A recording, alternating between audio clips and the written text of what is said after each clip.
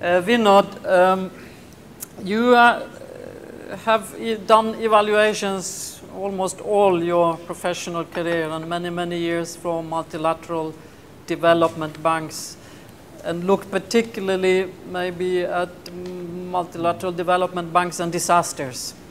So why is it you think risk accumulation is allowed to go on at such a speed and we haven't managed to change practices? Well, thank you very much. I also want to pay tribute to this event and for all the work. I guess many of your practitioners were actually doing it.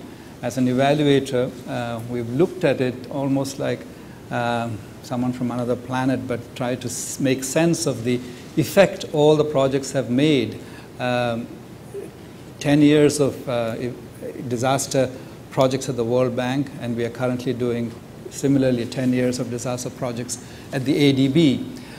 Let me just give perhaps 3 highlights which connects to the chair's question, which honestly really links back to what Makoto-san and Kiyoshi-san and Jay and Margreta said. So in a way you are seeing kind of a consensus on many things, and the question then will be, what do we do with this and what happens after the seminar? But for the moment, first of all, in all the sectors that we have looked at, the so-called disconnect between what you kind of know and what happens on the ground is about the highest when it comes to natural disasters, augmented by the effect of climate change, and I'll come back to that as a question mark. And Asia in particular is highly vulnerable. All the figures point to that, 7 out of 10 cities, the degree of urbanization that's likely to happen. Asia is less urbanized than Latin America, but if you add 1.2 billion people in 2020, or take just Jakarta, Greater Jakarta could be 35 million people. That is a dramatic change in a short time. Even Latin America hasn't seen that. So how to deal with that? So when you look at across the sectors, the urgency, the scale, and including the financing, while taking Kiyosha-san's point, the sheer scale of the financing are dramatic issues for Asia.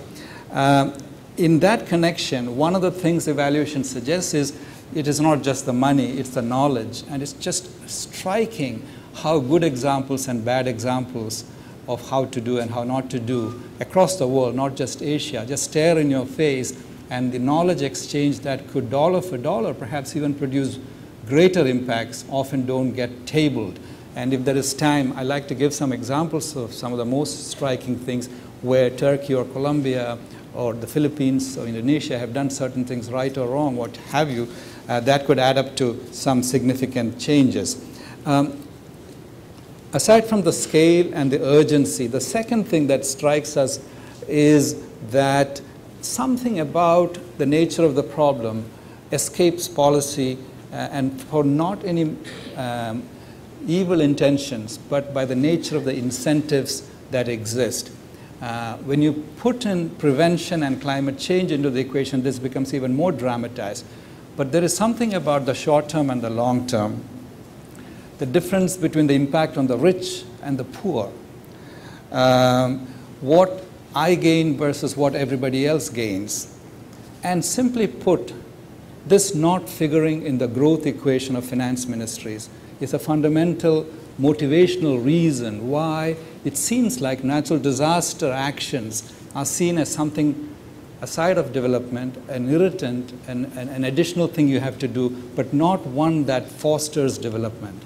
And so that change would, one, give greater predictability for the factoring in of disaster protection into the development plans, and also make it more effective. In the large numbers of projects we looked at in countries where disasters strike again and again, you don't know exactly when and you don't know exactly where, but you know it will strike. Half of them don't even mention disaster protection in the country assistance strategies or the national plans of the countries. Where you have projects, 7 out of 10 don't have repeater projects, so the maintenance side is totally out of the picture. And when you add the need for prevention, it gets even more dramatic. You know, firefighters spend less than 10% of the time fighting fires. The rest of it is prevention.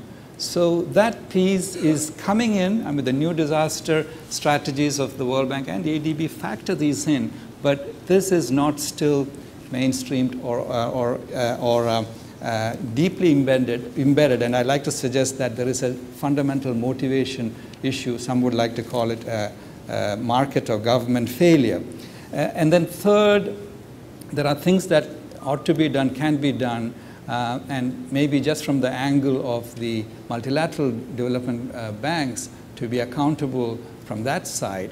The cost-benefit analysis, some of the numbers, they are not translated into operational implications. Just the rates of return calculations don't feature disaster implications. If you did that, that could almost force the hand. People do stare at these things, make them public, make them widely available, and that sometimes, what gets measured gets done. So if you don't measure it, you can talk a lot, but it doesn't stick and the traction is missing. As I said, the country assistance strategies, etc., build them in and make that a requirement. Why not? I mean, we do so many other things that way. And then the follow-up point I made, one-off loans or one-off actions without the follow-up really could, I have a lot of examples where actually sometimes they do more harm than good, but not always.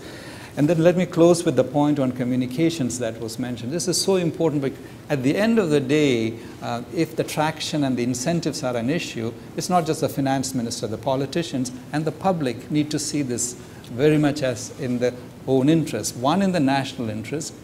Two, in the interest today, not for tomorrow. That distinction has to be there.